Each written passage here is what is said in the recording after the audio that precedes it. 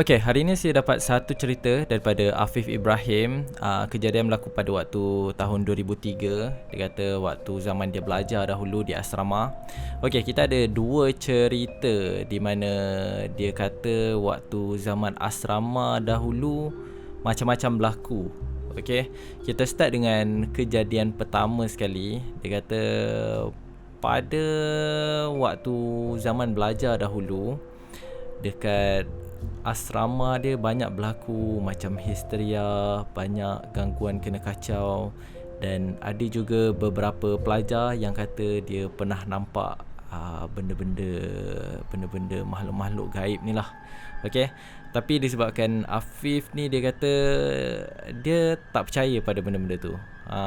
Dia kata sebab dia tak pernah nampak lagi benda-benda tu. Tapi lately ni dia pernah kena kacau. Okay, kita start dengan benda pertama yang dia pernah kena kacau. Dia tak adalah cakap dia nampak, okay, tapi dia pernah diganggu. Okay, dia pernah pada satu ketika dia tidur waktu, dan benda ni berlaku waktu siang hari. Okay, waktu siang hari, bila Afif tidur di dom dia, di katil dia. Dan waktu tu kebetulan waktu belah petang, tak ramai yang ada di dalam dom. Okey, kebiasaannya ramai yang keluar pergi bersukan, bersenam dan sebagainya. Okey, tapi pada hari tu Afif duduk dalam bilik dan tidur berseorangan lah. Okey, nak dijadikan cerita, bila dalam pukul 6, 6.30 macam tu dia terjaga. Dan waktu ni dia tak tahu apa berlaku. Tetapi bila dia bangun, dia rasa macam badan dia nak lakukan sesuatu, tapi dia tak tahu nak cakap apa. Rasa macam badan dia bergerak tak sengaja, dan pemikiran dia pun tak, macam bukan dalam keadaan waras. Okey, jadinya apa dia buat, badan dia macam merespon, pergi ke bahu katil dan mengambil dia punya towel, tuala dia yang diletak di bahu katil. Kemudian dia lari, badan dia gerakkan terus bergegas ke tandas tanpa hala tuju. Okey, dia punya badan pergi ke tandas. Yang mana benda ni dia jarang buat tanpa sebab tau. Okey, tiba-tiba dia ambil towel dia, bawa masuk dalam tandas. Kemudian apa dia buat? Dia basahkan tuala dia dekat sinki. Okey, waktu ni masih lagi no idea apa benda yang diri dia sendiri tengah lakukan. Dia basahkan tuala tu dekat sinki, dan kemudian lari balik masuk dom dia, lari balik masuk bilik dia. Dan buat pengetahuan semua, bilik yang dia duduk di asrama tu berada di aras 4. Okay, aras paling atas. Dan apa dia lakukan, dia campakkan tuala yang dah basah tu keluar tingkap. Dia keluarkan tangan dia pelan-pelan, keluar tingkap dan lepaskan tuala tu tanpa sebab. Dan apa yang diingat ialah dia dengar bunyi bunyi lebih kurang macam tu lah. Bunyi tuala dia tu yang basah tu kena lantai yang paling bawah sekali. Waktu tu baru dia tersedar, apa benda aku buat ni? Lepas tu dengan tak fikir panjang, Afif pun berlari bergegas turun daripada tingkat 4, turun pergi tingkat paling bawah untuk ambil balik towel dia yang basah tu. Bila dia sampai bawah, dia ambil towel dia. Dia hairan, apa benda aku buat ni? Apa benda dari tadi aku buat ni? Tak faham. Dia tak faham apa benda yang dia lakukan tu.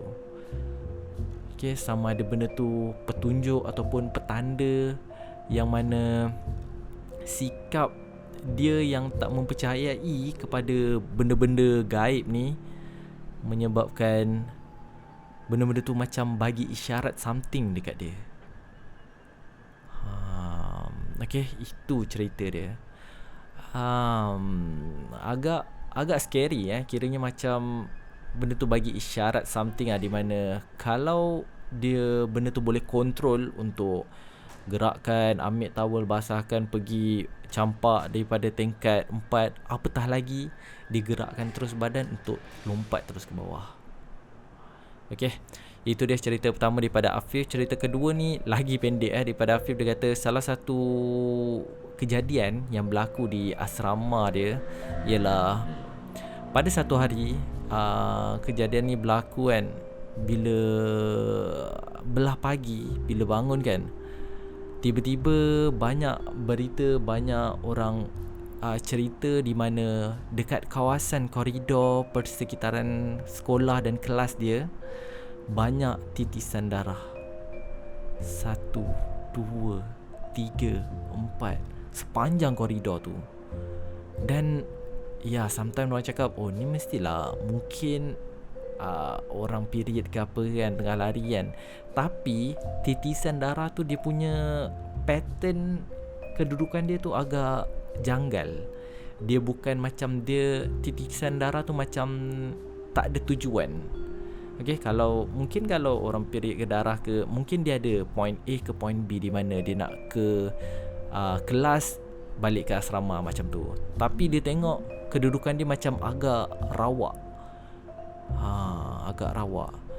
Dan cikgu-cikgu dekat situ ada yang nak sedapkan hati, ada yang just cakap, oh ini darah anjing kena langgar kereta, titisan darah macam tu kan.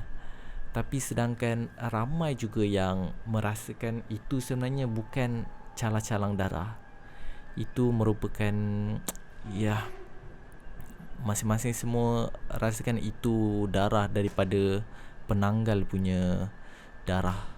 Okay, daripada kepala yang tiada tubuh badan. Itu dia cerita yang Afif bawakan yang berlaku di asrama. Okay, dekat asrama ni memang banyak-banyak benda yang berlaku. Dan disebabkan dekat asrama ni lah tak semua orang boleh nampak, menyebabkan ramai orang buka cerita pas-pas dekat orang. Dan banyak jugalah kejadian-kejadian yang berlaku di asrama ya, sebab yalah ramai orang, ada yang tak jaga kebersihan, kotor dan sebagainya kan. Dan itulah yang kita perlu aware lah. Alright. Okay, itu saja cerita daripada Afif Ibrahim. Okay, mana-mana yang ada cerita seram berkaitan asrama, pengalaman diri dia ke, ataupun saja nak share cerita kawan-kawan dia ke, boleh saja emailkan kepada myceritahantu@gmail.com. Okay, kita jumpa next video. Bye-bye.